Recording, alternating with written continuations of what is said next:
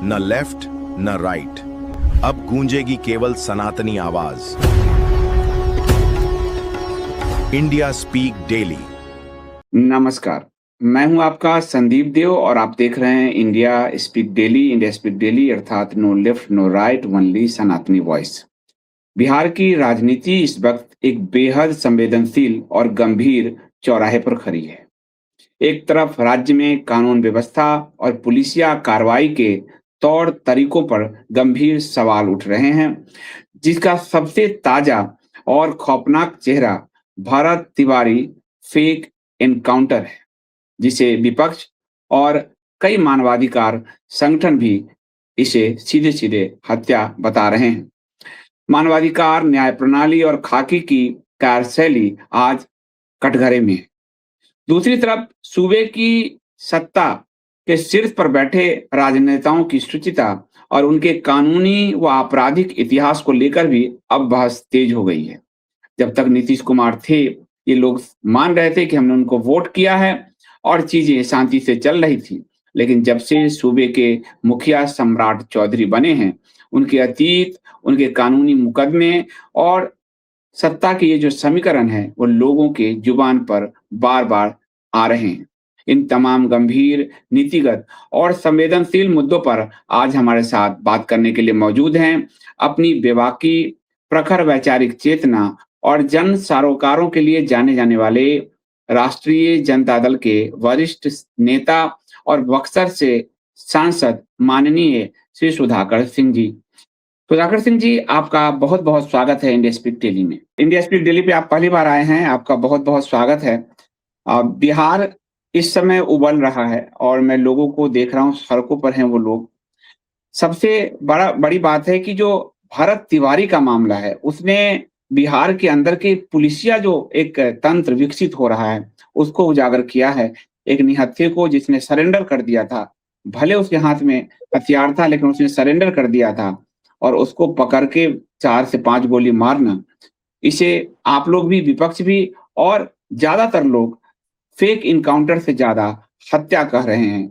एक जनप्रतिनिधि के तौर पर आप इस पुलिसिया कार्रवाई को किस नजरिए से देखते हैं? देखिए, बिहार पिछले देखें तो 5-6 महीने से बहुत खौफनाक दौर में जी रहा है। इसकी पृष्ठभूमि सम्राट चौधरी के गृह मंत्री बनते ही शुरू हो गया था। इस बार नीतीश कुमार की जो सरकार बनी थी, नीतीश कुमार जी पहले के मुकाबले कमजोर स्थिति में थे, इसलिए भाजपा ने पहली बार मुख्यमंत्री से पद लेकर के अपने सम्राट चौधरी को गृह मंत्री बनाए, जो अभी वर्तमान में मुख्यमंत्री भी हैं।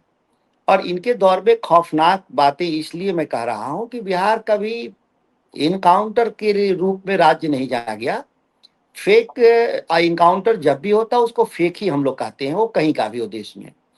सेलेक्टिव तरीके से लोग, भले कोई कहे कि नहीं इनकाउंटर जेन्युइन है, और लेकिन मैं टोटलिटी में, बेसिकली मेरा वैचारिक आधार पे मैं किसी भी इनकाउंटर को देश की किसी कोने में उसको मैं फेक मानता हूँ। इनकाउंटर करने का अधिकार डेमोक्रेसी में, अगर हम डेमोक्रेसी में हैं तब, और जब डेमोक्रेसी में है तो फंडामेंटल राइट्स जो 21 है उसमें बहुत साफ है कि मृत्यु दंड का अधिकार विधि द्वारा स्थापित तरीके से ही संभव है, और सबको मालूम है कि सुप्रीम कोर्ट ही अंतिम निर्णय करता होता है किसी को फांसी की सजा देने के लिए।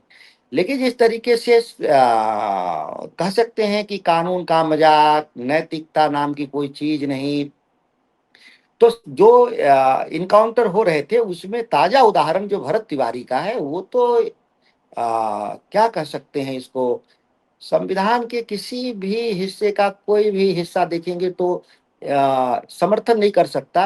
और देखें तो समाज के भीतर जिस तरीके से घृणा के आधार पे राजनीति करने वाले लोग, जो सत्ता में बैठे हुए लोग शीर्ष पर हैं, मैंने कहा भी था 2 दिन पहले भी कि मुख्यमंत्री स्वयं, जब लालू प्रसाद जी की सरकार थी तो इन पर 7 लोगों की हत्या करने के आरोप थे, कई के रंगदारी के और अपहरण के केस थे इन पर।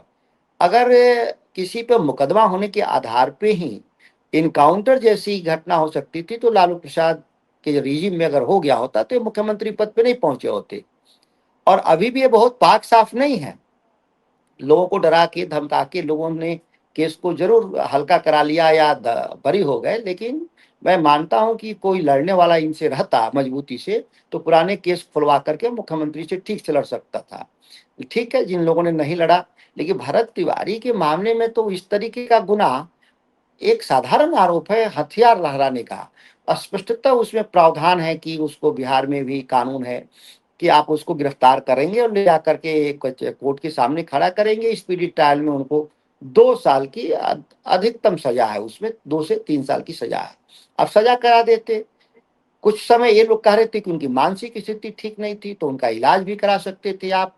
उनके गाँव के बगल में ही मानसिक आरोग्यशाला बिहार का एकमात्र कोइलवर में है, वहाँ उनको भी इलाज करा सकते थे, जो भी हो। लेकिन स्थानीय पुलिस, एक बात याद रखिएगा संदीप जी, स्थानीय पुलिस इसके पक्ष में नहीं थी। आरा की जो पुलिस थी, वहाँ का दरोगा, डीएसपी, जो भी प्रशासन था, वो हैंडल कर रहे थे सिचुएशन को कि किसी तरीके से सरेंडर करा करके उनको जेल भेज दिया जाए, और लगभग वो फाइनल स्टेज में था। उन लोगों ने नेगोशिएट कर लिया था उसके परिवार से, क्योंकि जरूर मानसिक रूप से विक्षिप्त थे, तो हथियार छीनना आसान नहीं लग रहा था। लेकिन पटना से जो बिहार के जो डीजी है कुंदन कृष्णन, जो आपराधिक मानसिकता के इंसान है और महानतम भ्रष्ट लोगों में से एक अधिकारी हैं।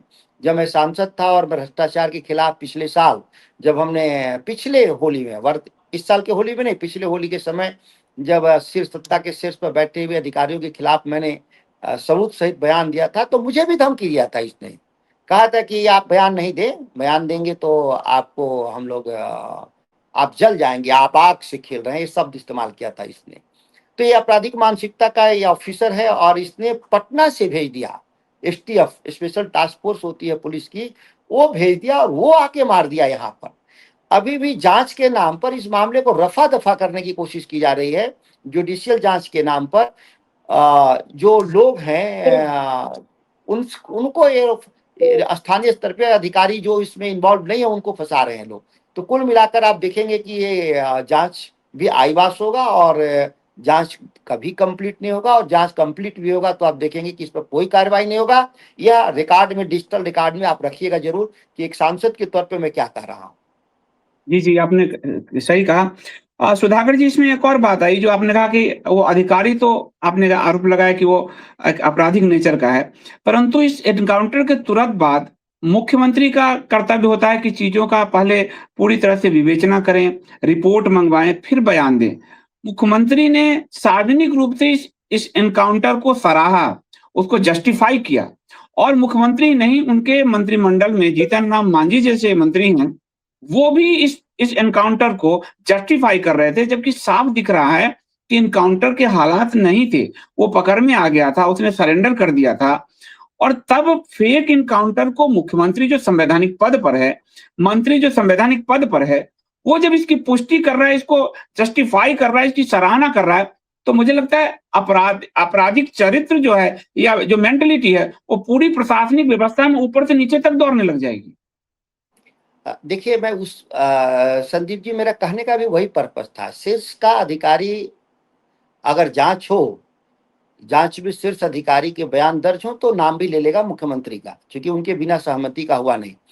और दूसरी बात एक और है कि अधिकारी उनका नाम स्वीकार करे ना करे, लेकिन वो तो खुद कई मंचों से स्वीकार कर रहे थे कि हम जहन्नुम में भेज देंगे, हम ऊपर भेज देंगे, हम इस तरीके के कई उनके बयान हैं। अगर वो जांच, मुझे तो नहीं लगता है कि जांच के जो जांच करने वाले जो जज हैं, वो इस बात को गौर करेंगे, क्योंकि उनके बहुत हाथ बंधे हुए हैं। मैं जानता हूँ उनके बारे में व्यक्तिगत तौर पे, वो सक्षम नहीं है। इसीलिए हम लोगों ने मांग भी किया है माननीय हाईकोर्ट से कि आप सिटिंग जज के नेतृत्व में इसको जांच कराएं, तब जाकर के दूध का दूध पानी का पानी होगा, अन्यथा इस मामले को रफा दफा करेंगे। क्योंकि मुख्यमंत्री स्वयं निर्देश दिए हैं, और ये मुख्यमंत्री ने सार्वजनिक तौर पर ये कई स्वीकार किया है कि हमने, हमारे ही आदेश से इस तरह के इनकाउंटर किए जा रहे हैं। और कि मुख्यमंत्री ने खुद कहा कि हम एनकाउंटर करेंगे। हाँ, देखेंगे पिछले 5-6 महीने से उनके सैकड़ों बयान हैं जो सार्वजनिक सभाओं में उन्होंने कहा है। बिहार में भ्रष्टाचार खत्म होगा, इस पर कोई चर्चा नहीं। बिहार में महंगाई है, इस पर कोई चर्चा नहीं। बिहार में बेरोजगारी, इस पर चर्चा कोई नहीं। केवल और केवल इनके बयान के आधार को देखें तो लगातार वो प्रशासन को प्रभोग कर रहे थे, वो उस्का रहे थे कि आप इनकाउंटर करते रहिए और इस तरीके से और बिहार के भीतर लोगों में दहशत पैदा करते रहिए। यह मुख्यमंत्री जी का एजेंडा था और इस एजेंडे पर उनके राज्य के मुख्यमंत्रियों ने, राज्य के अधिकारियों ने पश्चिम पर चले और कई इनकाउंटर किए, जिसमें ये इनकाउंटर तो सीमा का उल्लंघन ही कहेंगे, जिस पर एक 107 जिसको बोलते हैं हम लोग की लपड़ झप्पड़ का केस, वह भी इस बच्चे पर नहीं था और इसका भी इनकाउंटर कर दिया लोगों ने। सुधाकर जी, एक और बात मैं जानना चाहूंगा कि क्या आप लोगों को लगता है कि जो बिहार की पुलिस है, खासकर सम्राट चौधरी के मुख्यमंत्री बनने के बाद, कि वो यूपी मॉडल की तरफ बढ़ रही है और ये जो इंस्टेंट जस्टिस है, यानी न्यायपालिका की कहीं कोई भूमिका ही ना हो, पुलिस ही जो है काउंटर करके और इंस्टेंट जस्टिस दे दे, क्या वो एक होड़ ले रहे हैं उत्तर प्रदेश से कि मैं बहुत टफेस्ट मुख्यमंत्री हूं? आपको क्या लग रहा है? नहीं, नहीं, देखिए इस तरीके के लोग, मैं उत्तर प्रदेश को लेकर के एक मेरी अलग राय ज़रूर हो सकती है। मैंने कहा कि फेक एनकाउंटर की टोटलिटी में देखें तो देश स्तर पे मैं फेक एनकाउंटर के या किसी एनकाउंटर के खिलाफ हूँ। उत्तर प्रदेश को अगर स्पेशल केस मान भी ले तो ये एक पुरानी परंपरा रही है। मुझे याद है 80 के दशक से जब बीपीसी थे, तो 10वीं उन्मूलन से शुरू हुआ, ये योगी जी तक चला। सभी मुख्यमंत्रियों ने कमोबेश उनके राज्य में ट्रैक रिकॉर्ड रहा है इनकाउंटर का, किसी के राज्य में थोड़ा ज़्यादा, किसी के राज्य में थोड़ा कम। लेकिन बिहार जैसे राज्य में तो ये कभी एजेंडा में रहा ही नहीं। यहाँ नक्सलवाद भी चरम पर था, फिर भी वहाँ पे हम एक कानूनी दायरे में, जो कानून कहता है सेपरेशन ऑफ पावर का जो सिद्धांत है कि न्यायपालिका न्याय करेगी, कार्यपालिका उसकी जांच करेगी और एक केस दर्ज करेगी। पुलिस का काम जो होता है, प्राइमरी काम है उसकी गिरफ्तारी और उसका एफआईआर दर्ज करना, जांच करना, दंड देने का काम न्यायपालिका का।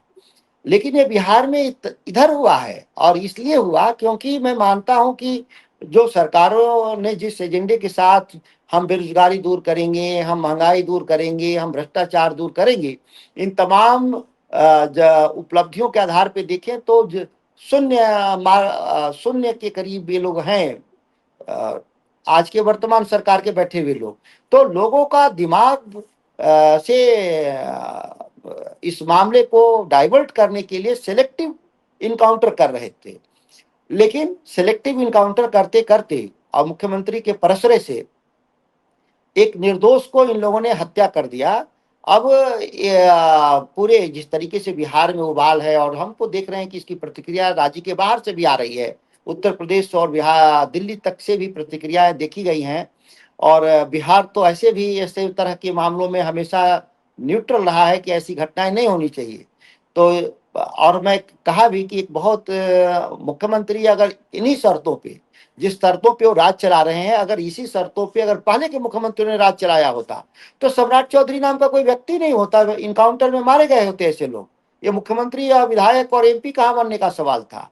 तो ये जो परंपरा हमारे पूर्वजों ने बिहार में राजनीतिक जीवन में रखा है शुचिता के रूप में, उस परंपरा को भी ये समाप्त कर रहे हैं सम्राट चौधरी।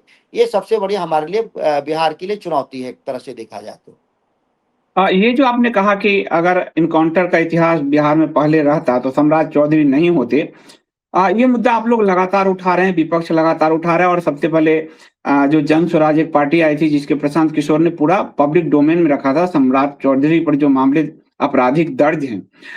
सम्राट चौधरी का इस पर पक्ष आया था कि ये तो लालू जी ने राजनीतिक विद्वेष के कारण हम पे दर्ज कराया, नहीं तो मैं तो निर्दोष हूं, हम पर कोई मामले नहीं है। इस पर आप लोगों का, राजद का क्या इस पर कहना है कि क्या राजनीतिक विद्वेष में लालू जी या आप लोगों की पार्टी ने फंसाया था या देखिए ओरिजिनली इन हमारे पर आपराधिक मामले थे? हमार देखिए हमारी पार्टी में थे। हम्म। ये राष्ट्रीय जनता दल की पार्टी से नेता बने हैं, ये कोई भाजपा के कार्यकर्ता नहीं रहे हैं। ये तो इनकी हम्म। राजनीतिक जो शुरुआत है, इनके पिताजी कांग्रेस में थे, कांग्रेस से इनके पिताजी हमारे राष्ट्रीय जनता दल में आए। राष्ट्रीय जनता दल में लालू प्रसाद जी ने सम्राट चौधरी को आ, मंत्री बनाया। फिर आरोप लगा कि इनका उम्र कम है तो फिर इनका इस्तीफा हुआ। फिर इसके बाद कुछ दिनों के बाद इन लोगों ने समता पार्टी में गए, उसके बाद नीतीश कुमार की जदयू में गए, फिर वापस आरजेडी में आए और फिर आरजेडी से फिर वापस ये गए। तो इस तरीके से हम पार्टी में गए मांझी जी के साथ और वहां से होते हुए ये बीजेपी में पहुंचे हैं।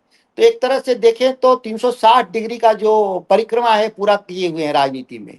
कोई कोई विचारधारा, कोई धारा, ये सब रहे हैं, सोशलिस्ट भी रहे हैं, कम्युनिस्ट भी रहे हैं, कांग्रेस भी रहे हैं, भाजपा भी रहे हैं, आरएस, सब 360। तो ये पूरे जीवन में इनका जो वैचारिक जो गठबंधन है, इसको कहते हैं कि दलदल जो है, ये उस दलदल से निकल करके कमल के रूप में तो नहीं आए।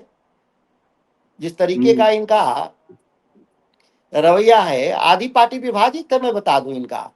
कई मंत्रियों ने बयान दिया इनके खिलाफ कि ये गलत हुआ है। भाजपा के मंत्रियों ने बयान दिया है कि नहीं गलत हुआ है, जदयू के मंत्रियों ने बयान दिया गलत हुआ है। लेकिन नीतीश जी ने भी बयान दिया है कि ये गलत हुआ है। हाँ, नीतीश जी, उनकी पार्टी के उप मुख्यमंत्री विजेंद्र यादव, उनकी पार्टी के अशोक चौधरी और भाजपा के विजय सिन्हा, मिथिलेश तिवारी जैसे लोग, कई लोगों ने कहा है कि ये गड़बड़ हुआ। लेकिन गड़बड़ हुआ है तो ये लोग तो सरकार के हिस्सा हैं, इनको मजबूती से सरकार और मुख्यमंत्री से बात करना चाहिए कि आप इस तरह की गंदगी में अगर शामिल हैं तो आपका हम लोग साथ दे देंगे। लेकिन सत्ता लोभी लोग हैं, सत्ता के बिना नहीं रह सकते। बिहार में न्याय रहे, अन्याय रहे, लूटा, बिहार को लूट ले लोग, इससे इन लोग को कोई मतलब नहीं है। इनको गद्दी प्यारी है, इसीलिए लोगों के थोड़े से मरहम लगाने के लिए जरूर कह रहे हैं कि सम्राट चौधरी ने गलत काम किया है। एक घूम फिर के तो उनके साथ ही तो हैं खड़ा ये लोग। देखिए, जैसे ये लगातार ये विवाद उठता रहा और सम्राट चौधरी पर इतने आपराधिक मामले दर्ज हैं, अभियुक्त रहे हैं, वो आरोपी भी नहीं अभियुक्त रहे, जो प्रशांत किशोर कहते रहे हैं। आपको क्या लगता है, आप लोग तो जो कि राजनीति में विपक्ष की राजनीति कर रहे हैं, संसद में हैं, आपको क्या लगता है कि क्या कारण था जिसके कारण एक दल बदलू जो लगातार सारे दलों में, जैसा कि अभी आपने बताया, घूम फिर के वो आते रहे और भाजपा ने एकाएक उनको मुख्यमंत्री बना दिया। आपको क्या लगता है अंदर की क्या राजनीति रही, जदयू और भाजपा के बीच ये क्या राजनीति रही जिसके कारण खुद भाजपा जो लगातार कहती रही कि हम विपक्ष में संघर्ष कर रहे हैं, जंगल राज के मामले उठाती रही, आज उसके बाद अपना कोई मुख्यमंत्री का चेहरा नहीं था? देखिए क्या है ना कि जो नए जो नेतृत्व हैं दिल्ली में बैठे हुए, मोदी जी और अमित शाह जी, अब तो यही है बीजेपी एक तरह से देखे। हाँ, तो इनके लिए सत्ता ही सर्वोपरि है। कोई विचारधारा, कोई हॉलिस्टिक अप्रोच, पीपुल्स फ्रेंडली, ये सब कोई विषय नहीं इनके लिए है। बेसिकली इनके लिए है कि अपराधी ही हो लेकिन सरकार हो, क्योंकि इनको अडानी और अंबानी को संतुष्ट करना होता है। उनको व्यापार, देखिए बिहार में अडानी साहब आ गए, यहाँ करीब 20,000 एकड़ जमीन उनको देने जा रही है बिहार सरकार, सैटेलाइट शहर बचाने के नाम पर, और सभी एयरपोर्ट उनको देने जा रही है। लगातार उनके दौरे हो रहे हैं। आपने देखा होगा कि बिहार में अमेरिकी एम्बेसडर आए थे, जो सर्जियो गौर करके जो है। तो ये लोग एक बिहार को भी उसी रास्ते ले जाना चाहते हैं जिस रास्ते से विनाश ही हुआ है अन्य जगहों पे।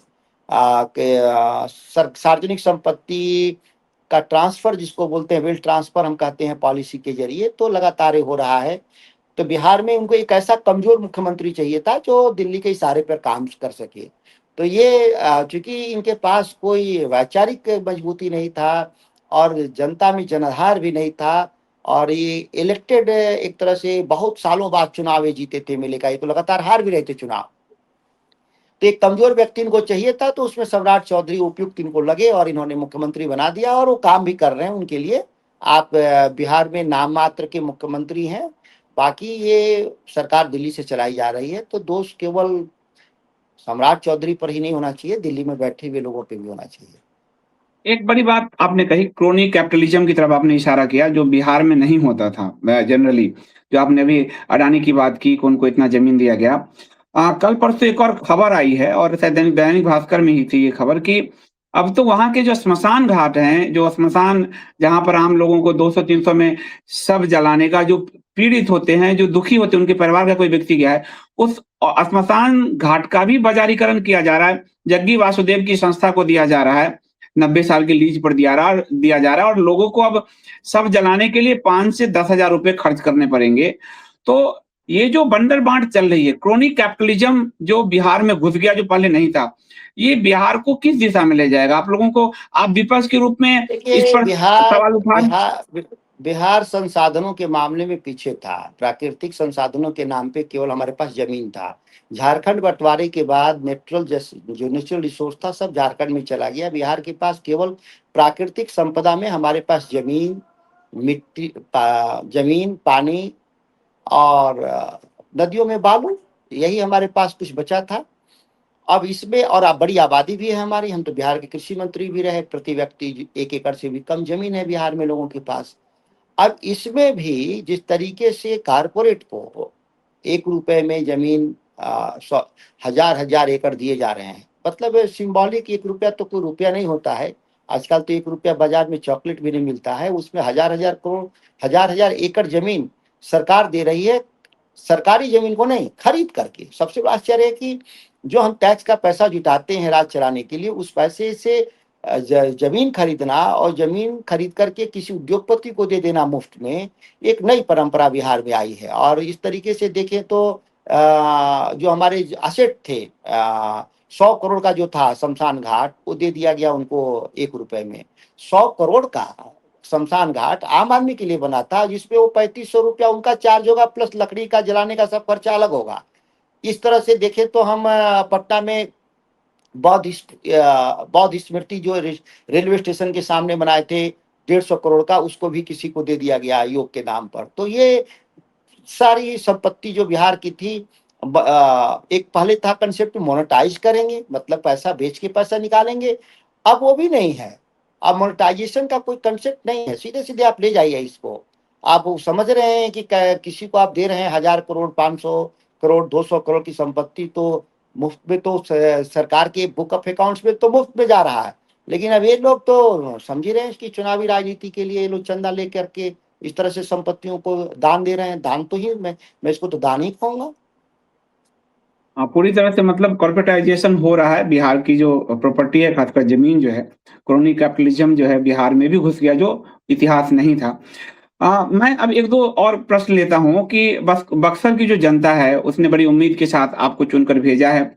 ये जो पुलिसिया दमन हो रहा है और ये प्रशासनिक जो और सत्ता और प्रशासन मिलकर जो पुलिसिया दमन कर रही है, भ्रष्टाचार कर रही है चीजों को, बक्सर की जनता के सामने अगर ऐसी चीजें आएगी, उसको आप कैसे टैकल करेंगे, कैसे बचाएंगे?